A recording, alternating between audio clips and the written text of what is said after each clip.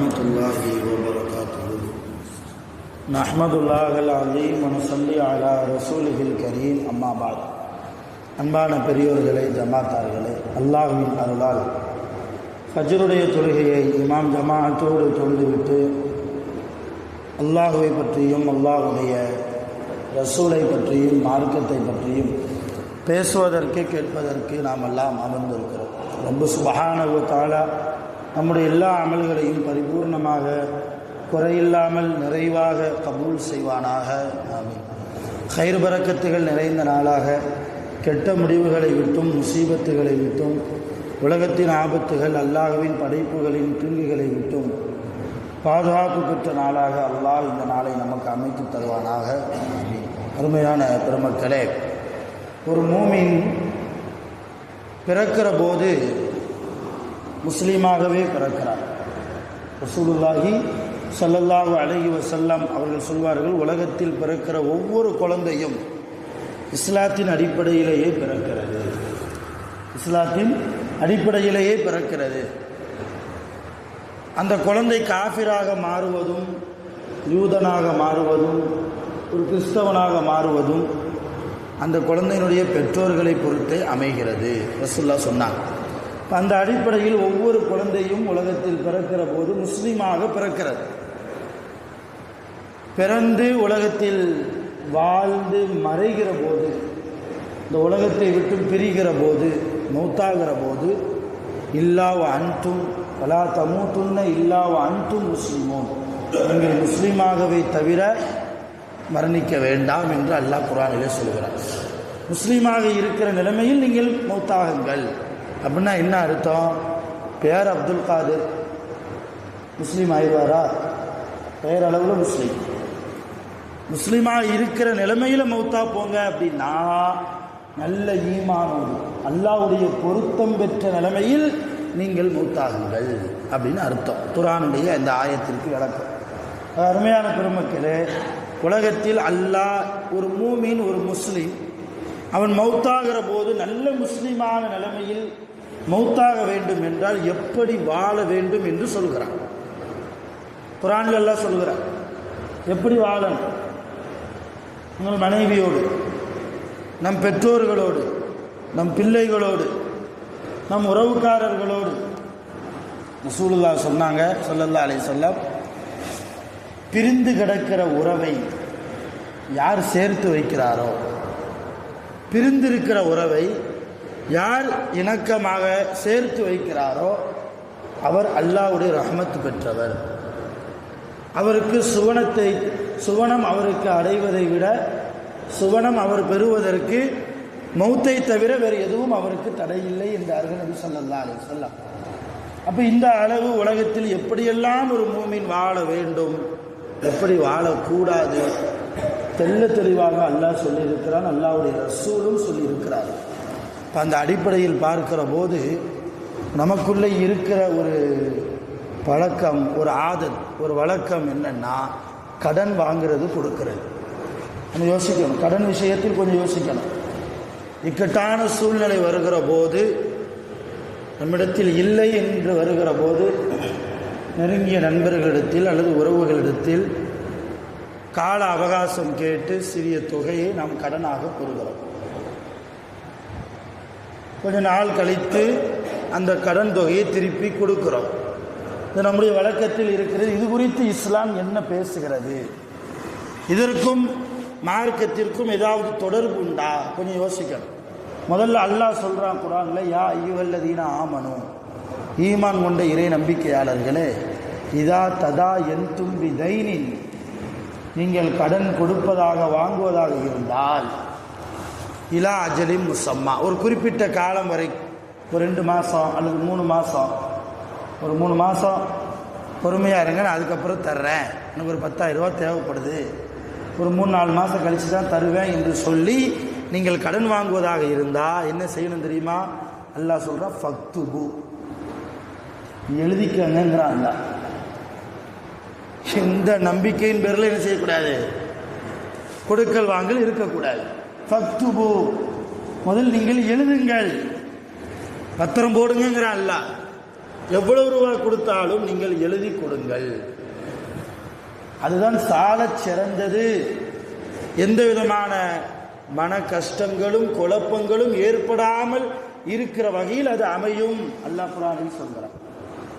ரெண்டாவது, ஹதீஸ் ரீதியா பார்த்தா அருமையான பெருமக்களை, இஸ்லாத்தில் கடன் வாங்குவது தவறே இல்லை.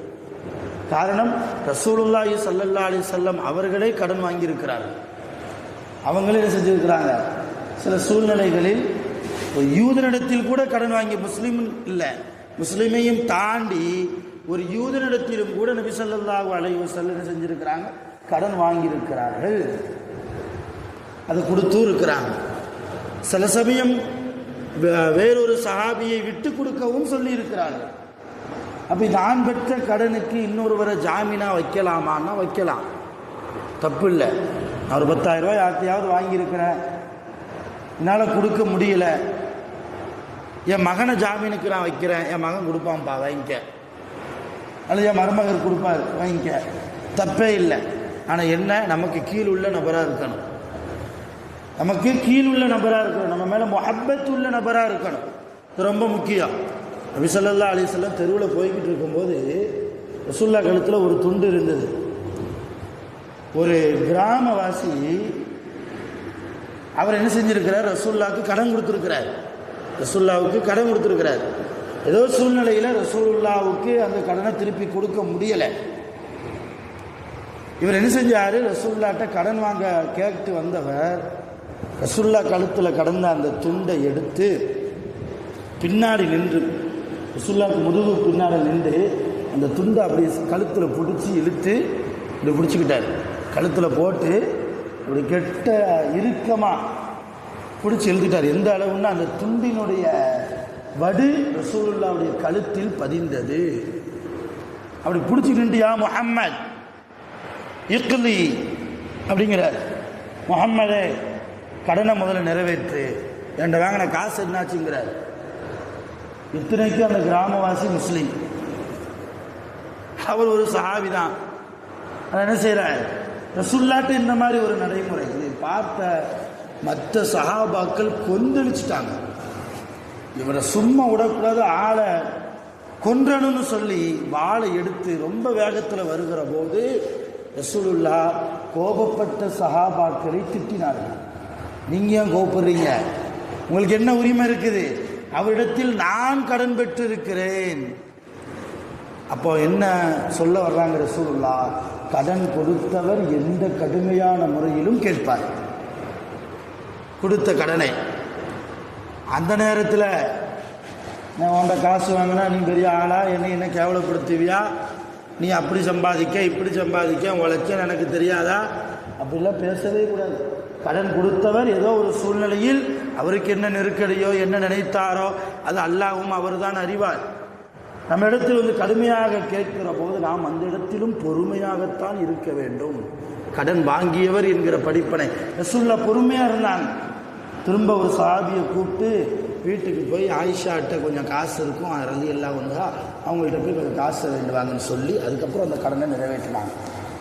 ரொம்ப காயம் ஏற்பட்டுச்ச, எந்த தண்டனையும் கொடுக்கல, எதையுமே சொல்லலை, சிரிச்சுக்கிட்டே விட்டாங்க. இன்னொரு பக்கம் பார்க்குறோம், ஒரு ஏழை சஹாபிக்கு உதவி செய்வதற்காக ரசூலுல்லாஹ் ஒரு யூதர்கிட்ட கடன் வாங்கினாங்க. ரசூலுல்லாஹ் தனக்காக வாங்கலை, வேறொரு ஏழை சஹாபிக்கு கொடுக்கணும். அதனால் ஒரு யூதன்ட்ட கடன் வாங்கினாங்க. டயம் கேட்டாங்க, ஒரு 2 மாதம் டயம் கேட்டாங்கன்னு வைங்கள. அந்த 2 மாதம் முடிகிறதுக்குள்ளேயே அந்த யூதன் வந்துட்டான். 2 மாதம் முடிஞ்சதுக்கப்புறம் தானே வரணும். அதுக்கு முன்னுக்கூட்டியே அந்த யூத பாதிரியார் அவர் வந்துட்டார். வந்து கடுமையாக பேசுகிறாரு ரசூலுல்லாஹ். என்னமோ உங்களை பெரிய தலைவர்னு சொல்கிறாங்க, பெரிய அல்லாஹ்வுடைய தூதர்லாம் சொல்கிறீங்க, வாங்கின கடனை கொடுக்க தெரியாதா, கடுமையாக பேசுகிறார். பக்கத்தில் இருந்த உமர் ரலியல்லாஹு, யா ரசூலல்லாஹ் அனுமதி கொடுங்கள், அவன் கழுத்தை வெட்டி விடுகிறேன் கேட்டாங்க.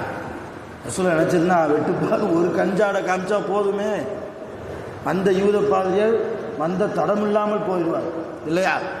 ஆனால் ரசூலுல்லாஹ் உமர் ரலியல்லாஹு ரொம்ப கோபப்பட்டதால் என்ன சொன்னா தெரியுமா, நான் கொடுக்க வேண்டிய கடனை நீயே கொடுத்துருன்ட்டாங்க.